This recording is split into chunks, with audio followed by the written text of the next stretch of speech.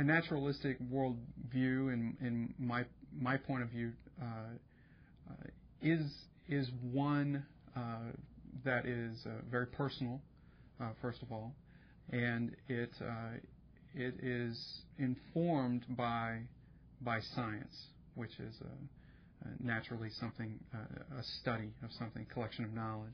And those things that we find through the scientific process, we would call evidence. And that kind of thing is, as a lifestyle, as a way of viewing the world around us on a very personal and kind of a solo level, it is a way of living with a naturalistic point of view. A naturalistic worldview, to me, is a perspective, an outlook on how the world works, and that is free of supernatural elements. There's no mystical elements, there's no mystical concerns. And if a person is asking the question, well, do I have a naturalistic worldview? Then they really need to go look up, what is supernatural? What does that mean to them? What is mystical? What does that mean to them? And if they say, well, I don't have any supernatural ideas around which I interpret the world, and they don't have any mystical kinds of ideas, and that they match that with a dictionary, then they can say, well, I have a naturalistic perspective. And it's really very comprehensive. It's on everything. Where do we come from? Who are we? What's good? What's bad? Why am I here? How did the world start? All of those things are part of a worldview. I think a naturalistic worldview is just something opposed to supernatural worldview. You're not looking to, the supernatural for guidance or wisdom or for answers. You're looking to the people around you, the people you could see and observe and talk to. Just anything you can observe, any place you can get evidence from. And I think that's a pretty decent way of living life. I think most people do it, but sometimes when they're not getting the answers they want, they look somewhere else that may not be there. The naturalistic worldview is a concept that in the Brights that all we do is define that a naturalistic worldview is a worldview which is free of supernatural and mystical elements. And in the Brights net, it is not defined beyond that because it's a constituency of individuals. Each individual has to figure out what the appropriate definition for that word is. So there's no official definition other than Bright is an individual who is free from supernatural and mystical elements.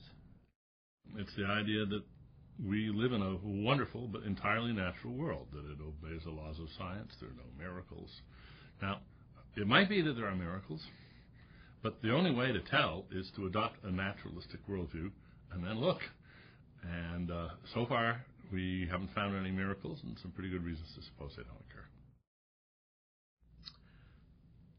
The difference between a supernatural and mystical element, the mystical is very, very broad. It's anything where you think there isn't an explanation or can't be an explanation or a type of thing that cannot be investigated. There are a lot of people, amazingly, that still believe in ghosts. They're not necessarily Bryce, but they do. It's a thing you can't test because if you go and say, well, let's set up some tests to find out if there's a ghost. Well, the simple fact is that the tests eliminate the concept or the person's belief in the ghost would say for everything you propose that, but the ghost can do X, and consequently you won't see him anymore if you try to test for him. He won't show himself. But there's still ghosts, even though you can't prove it. That would be a mystical element, mystical concept. It's believing that psychics can see things that they really can't.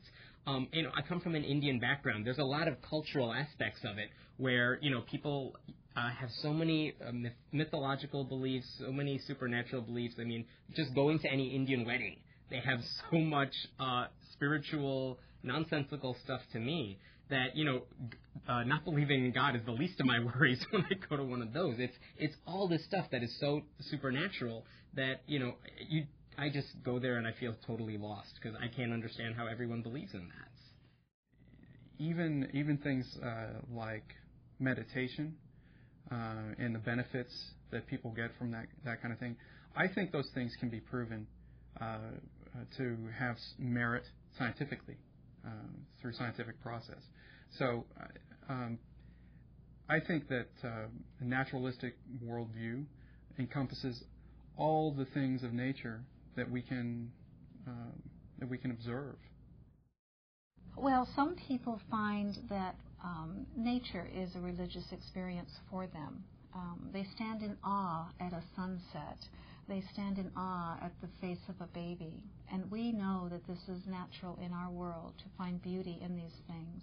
We don't attach a supernatural beginning to those things. We don't attach a supernatural meaning and cause to those things. We just appreciate them in the natural structure that we see them in our world.